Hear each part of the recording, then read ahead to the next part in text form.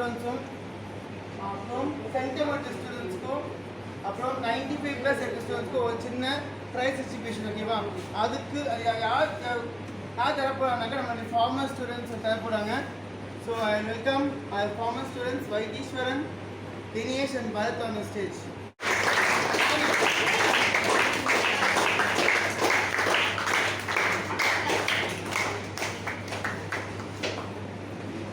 First maths பற்றி பேசுகிற first நான் மோனிஸ்ரீ 47.5 out of 50 95 மார்க்ஸ் எடுத்திருக்காங்க.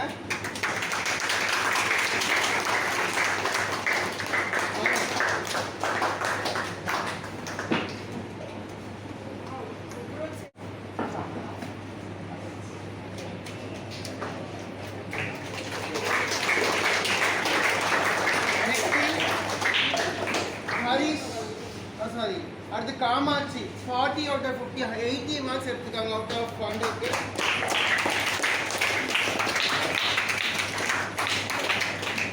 நெக்ஸ்ட் தீபிகா வளர்றதுனால அவங்க பேசுகிற நான் அவங்க சிஸ்டர் கூப்பிட்றேன். Dhanshika on the stage. So she's got 84 out of 100 மேக்ஸில்.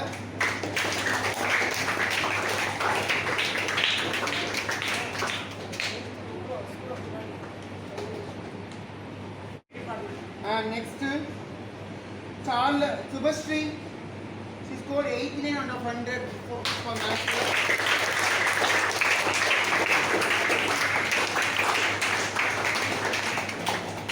Next Sabarish scored 84 out of 100 11th first exam நம்ம academy topper actually in the 10th level.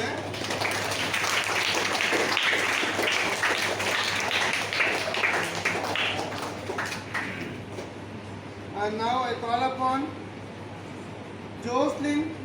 She scored 84 out of 100.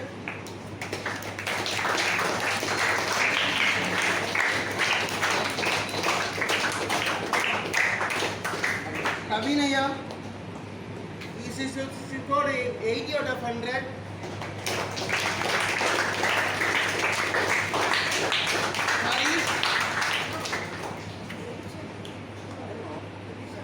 Pratiksha 98 marks score பண்ணிருக்காங்க 100 க்கு. Pratiksha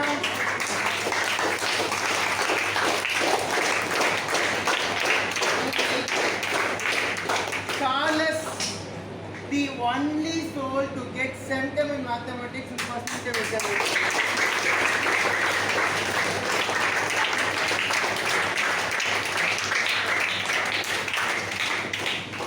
Next Harish scored 46.5, that is 93 out of 100 in maths.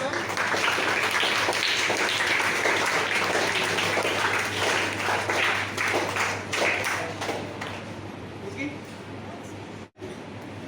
இது முக்கியமாக சொல்லிக்கிறது. So anti வந்து ஒரு condition வச்சாங்க, சயின்ஸும் சோஷியலையும் வந்து 45+ எடுத்தால் நோ ஃபீ சொல்லிட்டு ஒரு ஸ்காலர்ஷிப் மெசேஜ் பண்ணியிருக்காங்க. அந்த மந்த்துக்கு மட்டும் அந்த ப்ரைஸை வின் பண்ணவங்க யாருன்னா R Harish for subject of social.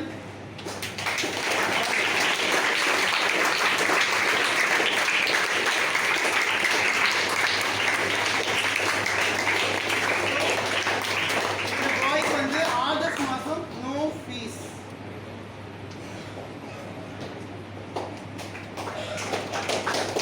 Next Sai பர்சி, new student of academy, science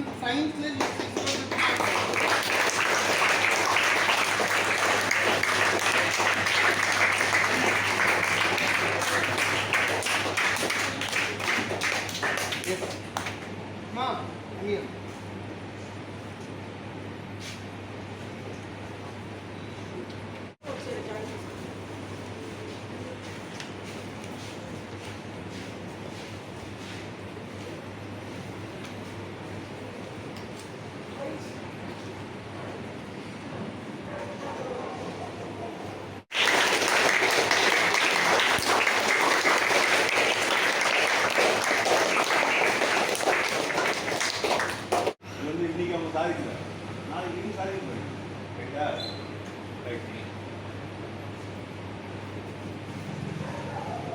இந்த அப்ரிஷியேஷன் இருக்கு இல்லையா, என்ன இதெல்லாம் கிடைக்காம வளர்ந்த பிள்ளை இவர்.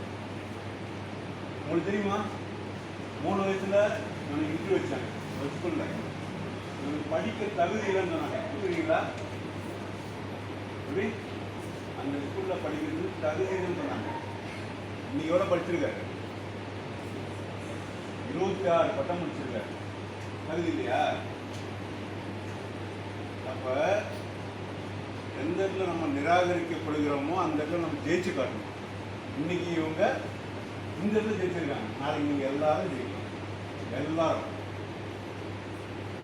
இப்போ இன்னைக்கு நம்ம ஓல்டு ஸ்டூடெண்ட்லாம் வந்திருக்காங்க இல்லையா, ஏன் இவங்க கையால் வச்சு நம்ம பிரைஸ் கொடுத்தோம்?